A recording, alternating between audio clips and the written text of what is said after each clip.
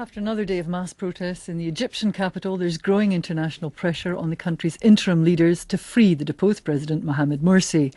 With both supporters and opponents of Mr Morsi taking to the streets of Cairo, the United States has now joined the diplomatic clamour, saying it agreed with Germany, which has already called for Mr Morsi to be freed. The journalist and Middle East analyst Nabila Ramdani joins us now. Good morning to you, Nabila. Good morning. If the objective here and the interest is to secure some sort of order, is it more dangerous to keep Mohamed Morsi imprisoned effectively or to release him?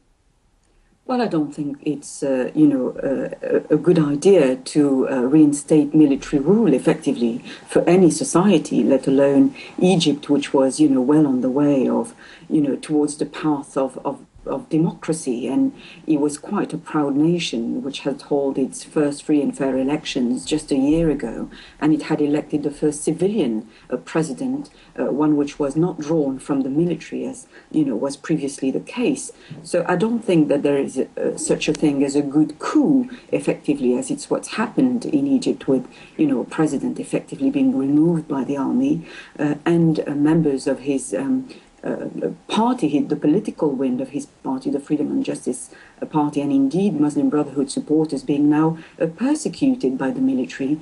Hundreds of them have been rounded up. Their leaders have been arrested.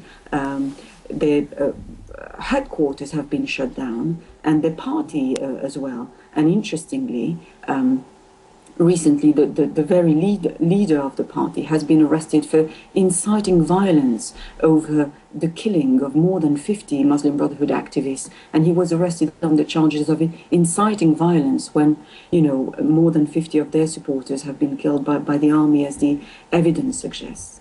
Yes, Nabila, I accept absolutely that you characterise this as a coup and you think it's absolutely anti-democratic, and we can talk about who the army are, what their role is and the influence they have in a minute. But what I'm just asking you, at this particular time, if Mr Morsi is released, there is a potential problem that he galvanises a sort of opposition that could be, extremely damaging in terms of the sort of liberal vote there. And if he's not released, then you drive what some people would see as quite radical Islamist forces underground. I'm just wondering about how this could develop. Well, there's no doubt that there is a standoff between two deeply entrenched camps. The Muslim Brotherhood supporters who see themselves as having been deprived of their democratic mandate. And on the other side, you have the liberals, the left wings, and indeed the youths who feel that they were not represented under the Muslim Brotherhood presidency, and indeed under Mohamed Morsi's presidency, and who a year on, following his election, made that abundantly clear by taking to the streets massively. But interestingly, there are reports emerging which suggest, in no ambiguous terms, that the Muslim Brotherhood presidency was indeed undermined by the coalition of the richest businessmen in Egypt, the judiciary, and indeed the army, all loyal to the old regime, who backed the tamarrod movement, the rebellion movement, to undermine Morsi's presidency. For instance, the gas lines have disappeared completely overnight after Morsi has been deposed.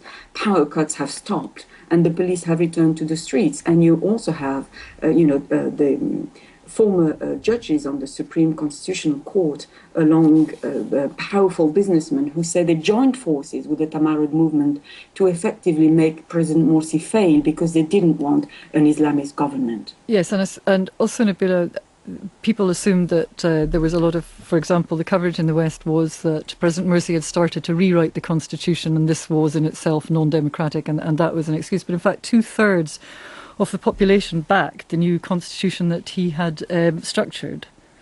Yes, indeed. But there was no doubt, however, that President Morsi was accused of, using the same perhaps tactics as his the former president Mubarak. He was nicknamed the Pharaoh, and he was increasingly ruling by diktat. In his view, to get around the legacy of the old regime, the judiciary, and indeed the army. Let me ask you about the role of the army, because I think many people won't realise who they are, the power they have, the influence they have, and who supports them. And effectively, there is an argument almost that the army is a state within a state, with $2 billion comes in every year from the US. It owns banks, it owns factories, things like publishing houses. Its officers have special shopping rights, for example, and shop and eat in special shopping areas. I mean, who is in the army, and what sort of control do you think they have exerted and still seek to exert? I think one has to highlight the fact that the army has always been, in charge of the country effectively, has always played an immense political role in Egypt's internal affairs. And it has come to power 60 years ago in 1952 when Gamal Abdel Nasser organized a coup with his free officers. And ever since, the army has pretty much been ruling the country behind the scenes. Former President Mubarak was himself drawn from the ranks of the army. He drew his strength from the army. He was an effective armed air officer. And he, under his 30-year dictatorship, he strengthened an already well-equipped and highly efficient military, which has not only, a role to play in politics, but also has an immense stake in the economy and controls 40% of the economy. So it has no desire to disappear overnight. Nabila, thank you very much indeed for that. Nabila Ramdani there.